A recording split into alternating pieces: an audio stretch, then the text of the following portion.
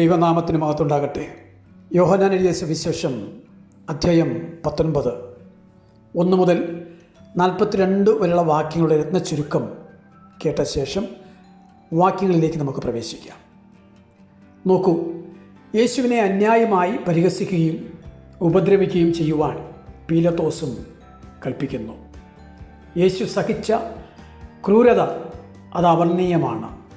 എങ്ങനെയെങ്കിലും ക്രിസ്തുവിനെ വിടുവിക്കേണ്ടതിനാണ് അങ്ങനെ ചെയ്തത്. ക്രിസ്തുവിൻ്റെ കുറ്റമില്ലായ്മ പീലാത്തോസ് വീണ്ടും വീണ്ടും ഊന്നിപ്പറയുന്നു. എന്നാൽ മഹാപുരോഹിതന്മാർ യേശുവിനെ ക്രൂശിക്കുവാൻ പരസ്യമായി ആവശ്യപ്പെട്ടു. റോമൻ നിയമപ്രകാരം യേശു നിർദോഷിയായിരുന്നു. അതുകൊണ്ട് യേശു ദൈവപുത്രൻ എന്ന് അവകാശപ്പെടുകയാണ്. ദൈവദൂഷണത്തിൻ്റെ ശിക്ഷയായ മരണം അത് സഹിക്കണം എന്ന് നിർബന്ധിച്ചു. പീലാത്തോസ് പിന്നെയും യേശുവിനെ വിചാരണ ചെയ്ത് അവനെ വിടുവിക്കുവാൻ ശ്രമിച്ചു. യേശുവിനെ വിട്ടയച്ചാൽ അവൻ കൈസരോട് മത്സരിക്കുന്നവനാകും എന്ന് ജനം പറയുകയും ഇത് കേട്ട പീലാത്തോസ് ഭയന്ന് അങ്ങനെ യേശുവിനെ ക്രൂശിക്കേണ്ടതിന് യഹൂദന്മാർക്ക് ഏൽപ്പിച്ചു കൊടുക്കുകയും ചെയ്യുന്നു. അവർ യേശുവിനെ കയ്യേറ്റു. അവൻ തന്നെ തൻ്റെ ക്രൂശ് ചുമന്നുകൊണ്ട് ഗൊൽഗോഥയിലേക്ക് പോയി. ക്രൂശ് ചുമക്കുവാൻ ശക്തി നഷ്ടപ്പെട്ടപ്പോൾ കുരേനക്കാരനായ ശീമോൻ ക്രൂശ് ചുമന്നു. യേശുവിനെ 2 കള്ളന്മാരുടെ മധ്യേ ക്രൂശിച്ചു. പടയാളികൾ അവൻ്റെ കൈകാലുകൾ കുരിശിൽ തറച്ചു. നസ്രായനായ യേശു യഹൂദന്മാരുടെ രാജാവ് എന്ന ഒരു മേലെഴുത്തും ക്രൂശിന്മേൽ പതിപ്പിച്ചിരുന്നു. ആ മേലെഴുത്ത് നീക്കുവാൻ യഹൂദന്മാർ പിന്നെ ആവശ്യപ്പെട്ടെങ്കിലും പീലാത്തോസ് അത് കേട്ടില്ല. യേശുവിൻ്റെ വസ്ത്രം പടയാളികൾ ചീട്ടിട്ടെടുത്തു. ക്രൂശിൽ കിടന്ന കർത്താവ് തൻ്റെ ശത്രുക്കൾക്ക് വേണ്ടി പ്രാർത്ഥിച്ചു. ദുഃഖിക്കുന്ന സ്ത്രീകളെ ആശ്വസിപ്പിച്ചു. അമ്മയുടെ സംരക്ഷണം ശിഷ്യനായ യോഹന്നാന് നൽകി. സുബോധത്തോടെ കർത്താവ് തൻ്റെ ക്രൂശ് സഹിച്ചു. എല്ലാം നന്നായി ചെയ്ത ഒടുവിൽ നിവൃത്തിയായി എന്ന് പറഞ്ഞ് തല ചായ്ച്ച് ആത്മാവിനെ ഏൽപ്പിച്ചു കൊടുത്തു. മനുഷ്യവർഗത്തിനുള്ള പാപത്തിൻ്റെ പ്രായശ്ചിത്തമായി ക്രിസ്തു മരിച്ചു. അവൻ്റെ ജീവിതവും മരണവും നിസ്തുല്യമാകുന്നു. അത് പ്രവചനങ്ങളുടെ നിവൃത്തിയായിരുന്നു. യേശുവിൻ്റെ ശവസംസ്കാരമാണ് തുറന്നു കാണുന്നത്. ക്രിസ്തു മരിച്ച് എന്നുറപ്പാക്കാൻ പടയാളികളിൽ ഒരുവൻ അവൻ്റെ വിലാപ്പുറത്ത് കുന്തം കൊണ്ട് കുത്തി. അവിടെ നിന്നും രക്തവും വെള്ളവും പുറപ്പെട്ടു. അവൻ്റെ കാൽ പടയാളികൾ ഒടിച്ചില്ല. ഇതൊക്കെയും പ്രവചനങ്ങളുടെ നിവൃത്തിയായിരുന്നു. യേശുവിൻ്റെ ശരീരം അരിമത്യേയിലെ യോസെഫിൻ്റെ കല്ലറയിൽ സംസ്കരിച്ചു. നിക്കോദോമോസ് കൊണ്ടുവന്ന 100 റാത്തൽ സുഗതവർഗം അതിനുപകരിച്ചു. യോസെഫിൻ്റെയും നിക്കോദോമസിൻ്റെയും സ്നേഹവും ഭക്തിയും ഇവിടെ വെളിപ്പെടുന്നു. യേശുവിൻ്റെ സംസ്കരണം ഒരു രാജകീയ സംസ്കരണവും പ്രവചന നിവൃത്തിയും ആയിരുന്നു. ക്രിസ്തുവിൻ്റെ മരണം, സംസ്കരണം, പുനരുത്ഥാനം എന്നിവ സ്നേഹത്തോടും ഭക്തിയോടും ഓർക്കുവാൻ നാം കടപ്പെട്ടവരാകുന്നു. ഈ 19-ാം അധ്യായത്തിൻ്റെ വാക്യങ്ങളിലേക്ക് വരുമ്പോൾ 1 മുതൽ 16 വരെ കാണുന്ന വാക്യങ്ങളുടെ അടിസ്ഥാനത്തിൽ അത് പീലാത്തോസിൻ്റെ അവിസ്മരണീയമായ വിധിയെക്കുറിച്ചാണ്. ഇത് മത്തായി എഴുതിയ സുവിശേഷം 27-ാം അധ്യായത്തോടുള്ള ബന്ധത്തിൽ ഞാനിത് വിശദീകരിച്ചിട്ടുണ്ട്. നിങ്ങളിത് കേൾക്കുക. 13-14 വാക്യങ്ങളിലേക്ക് വരുമ്പോൾ പരസ്യ കോടതിയിൽ വെച്ച് വേണം വിധി പ്രസ്താവിക്കാൻ എന്നതുകൊണ്ട് യേശുവിനെ പുറത്തു കൊണ്ടുവന്ന് ഔദ്യോഗികമായി വിധി പ്രസ്താവിക്കുന്നതിന് ഒരു ഉയർന്ന പീഠത്തിൽ പീലാത്തോസ് ഇരിക്കുന്നു. ഗബഥ എന്നതിന് എബ്രായ ഭാഷയിൽ ഉയർന്ന സ്ഥലം എന്നാണ് അർത്ഥം. മാർബിൾ കല്ലുകൾ കൊണ്ട് പടുത്തുയർത്തിയ ഏതാണ്ട് 6 അടി ഉയരമുള്ള പീഠമാണ് കൽത്തളം. അപ്പോൾ 6-ാം മണി നേരമായിരുന്നു എന്ന് പറയുന്നത് റോമൻ സമയമാകുന്ന രാവിലെ 6 മണി തന്നെയാണ്. എന്നാൽ മർക്കോസ് 15:25 പറഞ്ഞിരിക്കുന്നത് യഹൂദന്മാരുടെ സമയമാണ്. യോഹന്നാൻ എപ്പോഴും റോമൻ സമയമാണ് രേഖപ്പെടുത്തുന്നത്. യോഹന്നാൻ 19-ാം അധ്യായത്തിൻ്റെ 1-ാമത്തെ ഭാഗം ഇവിടെ പൂർണ്ണമാക്കുന്നു. തുടർന്ന് നമുക്ക് 2-ാം ഭാഗത്തിലേക്ക് വരാം. ദൈവം അനുഗ്രഹിക്കട്ടെ. ദൈവനാമത്തിന് മഹത്വമുണ്ടാകട്ടെ. യോഹന്നാൻ എഴുതിയ സുവിശേഷം അധ്യായം 19 2-ാമത്തെ ഭാഗം 14-ാമത്തെ വാക്യം. ഇതാ നിങ്ങളുടെ രാജാവ്. 18:33 പീലാത്തോസ് യേശുവിനോട് നീ യഹൂദന്മാരുടെ രാജാവോ എന്ന് ചോദിച്ചു. അതെ, 18:37 രാജാവ് തന്നെ എന്ന് യേശു പറഞ്ഞിരുന്നു. ഇവിടെ 19:14-15 ഞങ്ങളുടെ രാജാവ് കൈസറാണെന്നും ഇവൻ ഞങ്ങളുടെ രാജാവല്ലെന്നും യഹൂദന്മാർ പറഞ്ഞ് യേശുവിനെ ക്രൂശിക്കാൻ ആർക്കുന്നു. തന്നെത്താൻ രാജാവാക്കുന്നവനെല്ലാം കൈസറോട് മത്സരിക്കുന്നുവല്ലോ. അതുകൊണ്ട് രാജാവായി പ്രഖ്യാപിച്ചവനെ രാജ്യദ്രോഹം കുറ്റം ചുമത്തി ക്രൂശിക്കേണ്ടത് അത്രേ എന്നാണ് അവരുടെ വാദം. കൈസരോട് ഒരു ബഹുമാനവുമില്ലാതിരുന്ന യഹൂദന്മാർ ഇപ്പോൾ കൈസർ ഭക്തരായി മാറിയിരിക്കുന്നു. അതുകൊണ്ട് കൈസറുടെ പ്രീതി ലഭിക്കാനും യേശുവിനെ ഏൽപ്പിച്ചു കൊടുക്കുന്നതാണ് നല്ലതെന്ന് പീലാത്തോസിനും തോന്നി. യേശുവിനെ ക്രൂശിക്കുവാൻ ഏൽപ്പിക്കേണ്ടതിന് പീലാത്തോസിനാകെ കൂടി കിട്ടിയ ന്യായമാണ് അവൻ തന്നെത്താൻ രാജാവാക്കി എന്നത്. നോക്കൂ, ഇവിടെ പറയപ്പെടുന്ന 17-ാം വാക്യത്തിലെ തലയോടിടം ഗോൽഗോത്ത, കാൽവരി.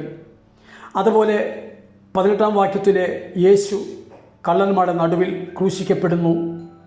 കൂടാതെ ക്രൂശിലെ മേലെഴുത്തിനെക്കുറിച്ച് 19-ാം വാക്യത്തിൽ കാണുന്നതും യേശുവിൻ്റെ വസ്ത്രം ചീട്ടിട്ടെടുക്കുന്ന വിവരം 23-24 വാക്യങ്ങളിൽ കാണുന്നതും, അതുപോലെ ക്രൂശിലെ 7 മൊഴികൾ 25 മുതൽ 27 വരെ കാണുന്നതിനുള്ള ബന്ധത്തിലും, കൂടാതെ യേശുവിന് പുളിച്ച് വീഞ്ഞ് കുടിപ്പാൻ കൊടുത്തതിനെക്കുറിച്ചും 29-30 വാക്യങ്ങളിൽ കാണുന്നതിനെ സംബന്ധിച്ചും ഇവയെല്ലാം കൂടി ചേർത്ത് തന്നെ മത്തായിയുടെ സുവിശേഷം അതിൻ്റെ 27-ാമത്തെ അധ്യായത്തിൽ വിശദീകരിച്ചിരിക്കൊണ്ട് ഇവിടെ അത് ആവർത്തിക്കുന്നില്ല.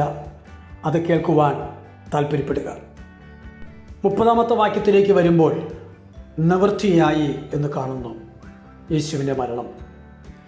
ദൈവപുത്രൻ്റെ ഭൗമിക ജീവിതാന്ത്യം വേദനാജനകവും നിന്ദ്യവുമായിരുന്നു. എങ്കിലും ദൈവത്തിനത് ഇഷ്ടമായിരുന്നു. വീണ്ടെടുപ്പിൻ്റെ എല്ലാ വേലകളും യേശു നിറവേറ്റി.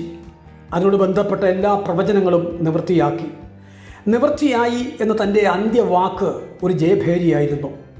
യഹൂദന്മാർക്ക് ഇടർച്ചയും ജാതികൾക്ക് ഭോഷത്വവുമായ ക്രൂശ് മരണം ക്രിസ്ത്യാനിയുടെ പ്രശംസാ വിഷയമാണ്.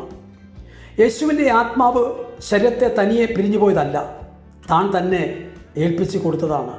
നല്ല ഇടയൻ ആടുകൾക്കു വേണ്ടി ജീവൻ വെച്ച് കൊടുക്കുകയായിരുന്നു. പിതാവിങ്കിൽ നിന്നും ഏറ്റെടുത്ത പ്രവൃത്തി അങ്ങനെ തികച്ചു.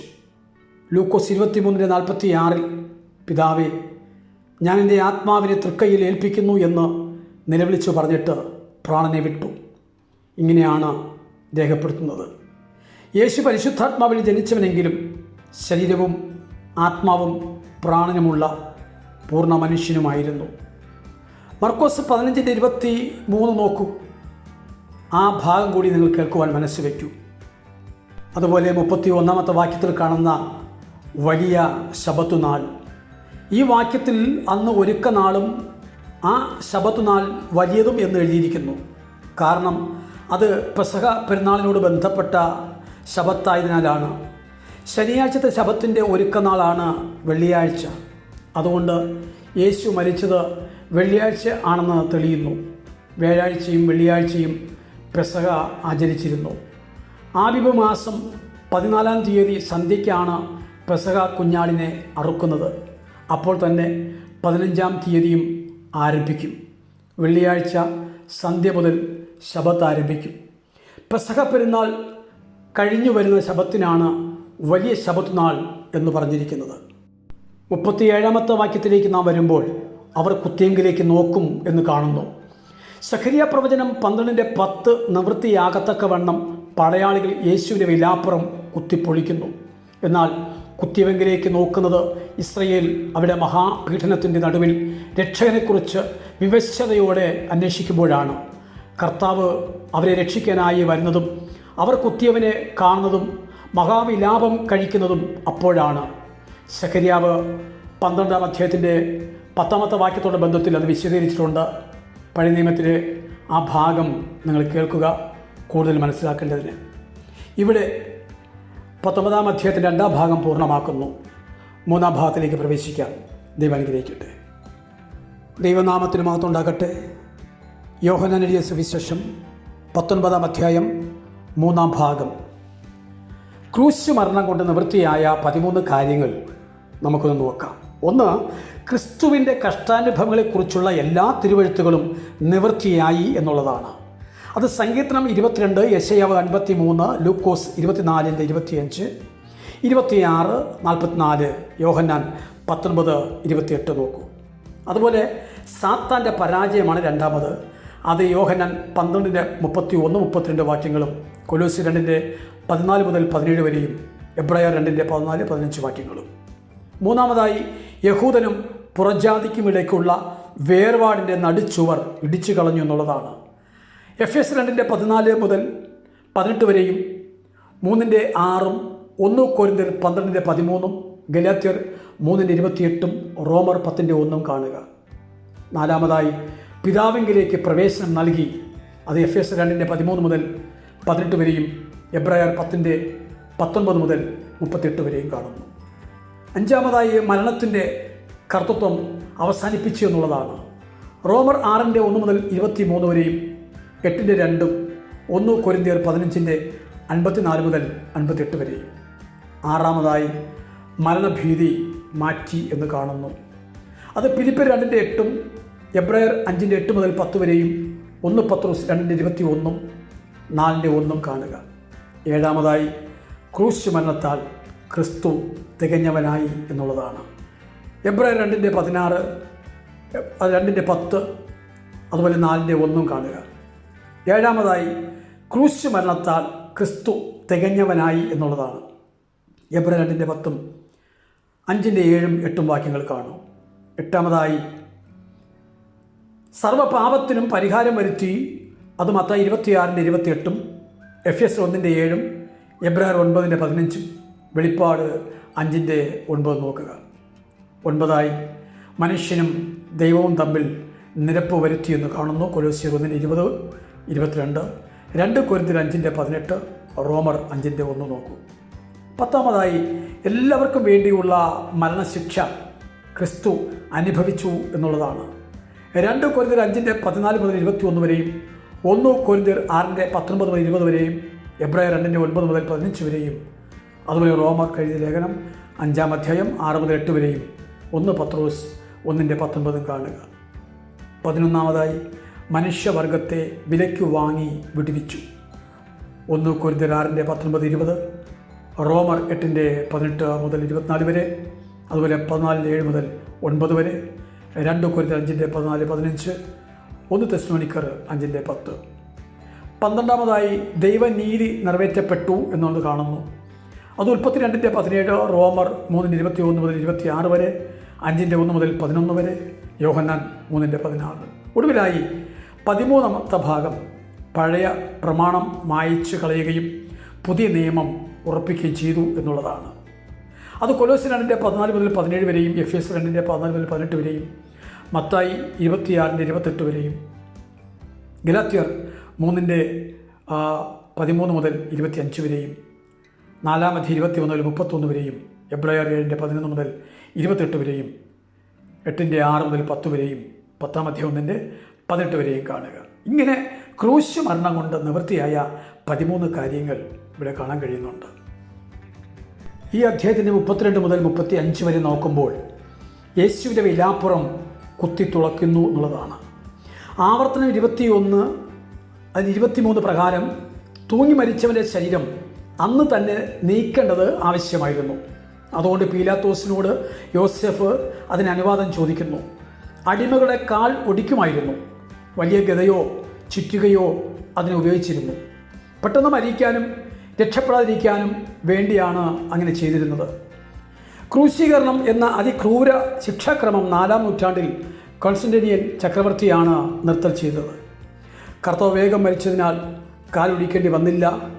എന്നാൽ മരണം ഉറപ്പുവരുത്തേണ്ടതിന് വേണ്ടി പടയാളികളെ ഒരുവൻ കുന്തം കൊണ്ട് അവൻ്റെ വിലാപ്പുറം കുത്തിപ്പൊളിക്കുന്നു. അത് ഹൃദയം വരെ തുളഞ്ഞു കയറി കാണും. അതുകൊണ്ടാണ് രക്തവും ഹൃദയത്തിന് ആവരണമായി കിടക്കുന്ന വെള്ളവും കൂടെ പുറത്തേക്ക് വന്നത്. രക്തം വീണ്ടെടുപ്പിനെയും ജലം ശുദ്ധീകരണത്തെയും കാണിക്കുന്നു. യോഹന്നാൻ ഇതിൻ്റെ ദൃക്സാക്ഷിയാണ് എന്ന് 35-ാം വാക്യത്തിൽ പറയുന്നു. ഒടുവിലായി 38 മുതൽ 42 വരെയുള്ള വാക്യങ്ങൾ അത് മത്തായി 27-ാം അധ്യായത്തിൽ വിശദീകരിച്ചിട്ടുണ്ട്. അതുകൂടി കേൾക്കുക. ഇവിടെ യോഹന്നാൻ 19-ാം അധ്യായം പൂർണ്ണമാവുന്നു. ദൈവം അനുഗ്രഹിക്കട്ടെ.